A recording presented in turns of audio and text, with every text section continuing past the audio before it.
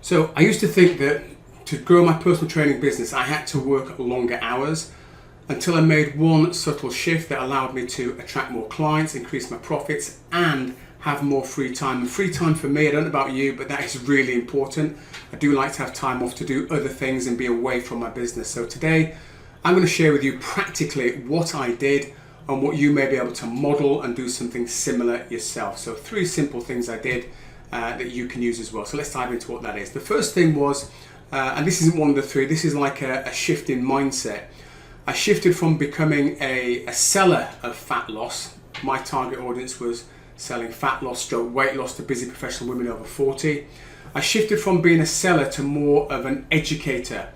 And the second I became more of an educator, it kind of freed me up really, because I no longer felt as I was trying to convince people to come and work with me. It's more about me just sharing my thoughts, my ideas, my beliefs, my values, my experiences around weight loss to people who are interested.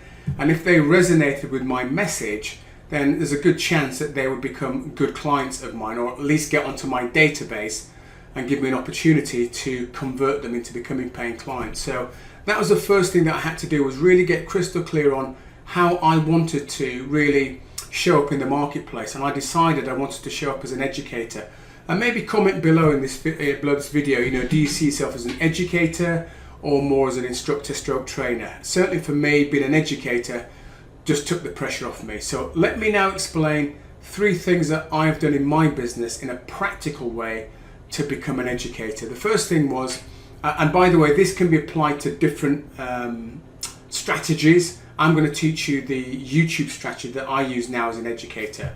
So first thing was, create a YouTube video. Now my YouTube videos that I create, not that long, they're anywhere between 5, probably 12 minutes maximum.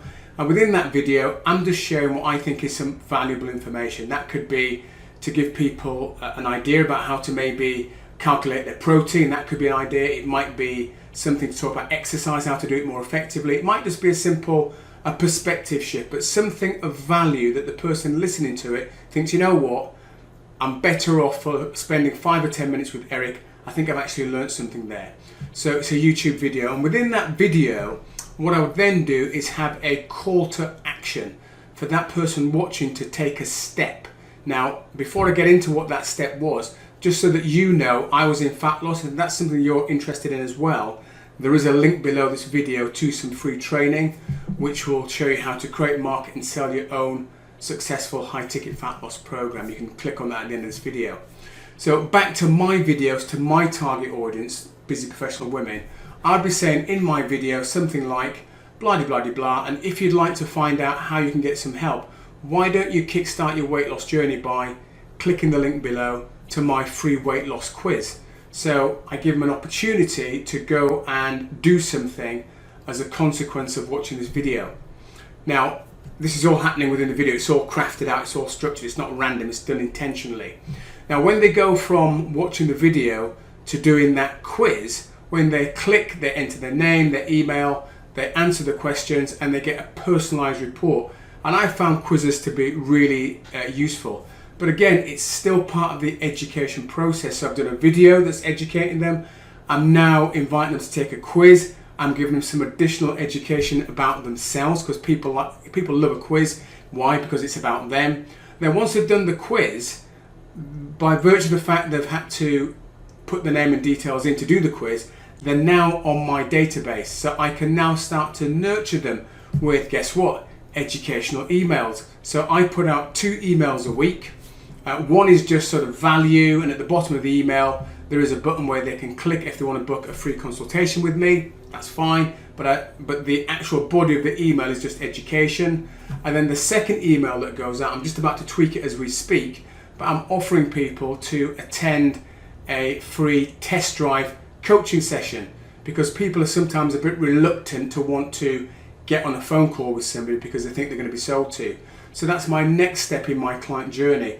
It's a free test drive, but it's more education. So you can see how all this sort of connects together. And what I've given you today is just my YouTube strategy for education, but this could be applied to different areas like networking events, or if you're giving public talks. So you can apply this sort of strategy to lots of different areas. I've just shown you today how I apply it to YouTube. If you want to get some immediate access into how to create an offer yourself that's high ticket, that can service multiple different people without having to create different offers for every single person, click on the video on screen right now.